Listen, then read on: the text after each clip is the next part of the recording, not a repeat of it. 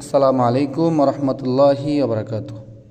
দেশ এবং দেশের বাইরে থেকে যারা অনলাইনের মাধ্যমে পবিত্র কুরআনুল কারীমের বিশুদ্ধ তিলাওয়াত শিখতে চান তাদের জন্য আজকের পর্ব। সম্মানিত বন্ধুগণ, আপনারা যারা আমাদের পরবর্তী ক্লাসের জন্য আবেদন করেছেন, আজকের জন্য তাদের ক্লাসটি।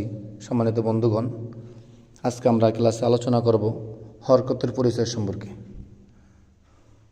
আমরা স্ক্রিনে দেখতে পাচ্ছি উপরে লেখা আছে হরকত কাহাকে বলে। সম্মানিত বন্ধুগণ, হরকত এক জবর এক জের এক পেশকে হরকত বলে। আমরা স্ক্রিনে দেওয়া আছে, আমরা দেখতে পাচ্ছি এখানে এক জবর এক জের এক পেশকে হরকত বলে।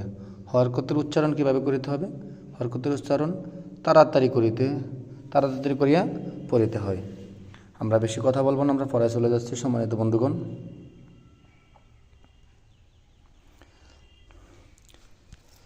أعوذ بالله من الشيطان الرجيم আপনারা বলেন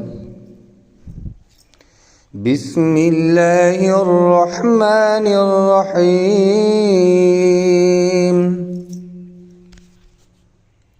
سين پیش سو قب زرقي سوقي تا زبر تا سوقيتا سوقيتا নুন পেশ নু কব জিরকি নুকি রা জবর রা নুকিরা নুকিরা ফা জবর ফা ত পেশ তু ফাতু বাজের বি ফাতু বি আইন জবর আ ফাতু বি আ ফাতু বি আ সিন পেশ সু হামজা জের ই সুই লাম জবর লা সুইলা জালফেশ জু, এই হরফটি সবসময় নরম হবে। জালফেশ জু বাজের বি জুবি হা জবর হা